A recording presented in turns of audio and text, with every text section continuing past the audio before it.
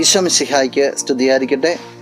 പ്രിയ സഹോദര സഹോദരി, നിനക്ക് നല്ലൊരു ദിവസം നേരിയ ഈശോ നിൻ്റെ ജീവിതത്തെ സമർത്ഥമായിട്ട് അനുഗ്രഹിക്കട്ടെ എന്ന് പ്രാർത്ഥിക്കുന്നു.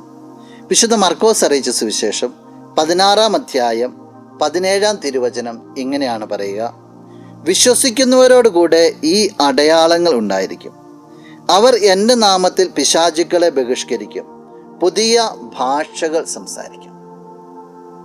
വിശ്വസിക്കുന്നവരുടെ അടയാളങ്ങളാണ് അവർ പിശാചിനെ ഈശോയുടെ നാമത്തിൽ ബഹിഷ്കരിക്കും, പുതിയ ഭാഷകൾ സംസാരിക്കും.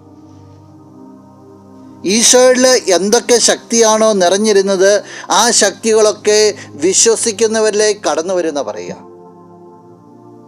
വിശ്വസിക്കുന്നവരുടെ ഒരു പ്രത്യേകതയാണ് അവൻ അല്ലെങ്കിൽ അവൾ മറ്റൊരു ക്രിസ്തുവായിട്ട് രൂപാന്തരപ്പെടും. തായ്തണ്ടിനോട് ചേർന്ന് നിൽക്കുമ്പോൾ തായ്തണ്ടിലെ ജീവരസങ്ങൾ ആ വ്യക്തിയിലേക്ക് പ്രവഹിക്കും. പിന്നീട് അതിൻ്റെ ശക്തിയാണ് കടന്നു വരിക. നീ നിന്റെ ക്രിസ്തുവിനോട് ചേർന്ന് നിൽക്കുമ്പോൾ അവൻ്റെ നാമത്തിൽ ഈ ലോകത്തിൽ ഒരുപിടി കാര്യങ്ങൾ ചെയ്യാൻ പറ്റും.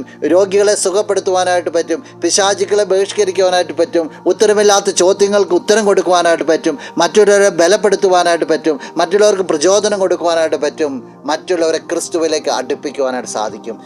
ഇതെല്ലാം നിനക്ക് സാധിക്കുന്ന കാര്യങ്ങളെക്കുറിച്ചാണ് പറയുക. കാരണം നീ ക്രിസ്തുവിൽ വിശ്വസിക്കുന്നു.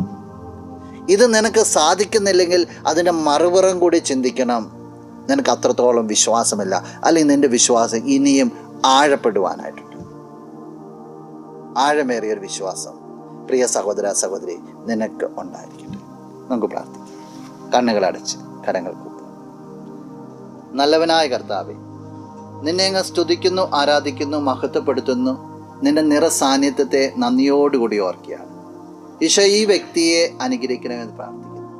നിന്റെ നാമത്തിൽ ഈ വ്യക്തിക്ക് ധാരാളം കൃപകൾ ലഭിക്കട്ടെ. ആ കൃപകളിലൂടെ ധാരാളം ആത്മാക്കളെ നേടിയെടുക്കുവാനായിട്ട് ഈ വ്യക്തിക്ക് സാധിക്കട്ടെ, ഇപ്പോഴും എപ്പോഴും എന്നേക്കും. ആമേൻ. ആരാധിച്ചിടാ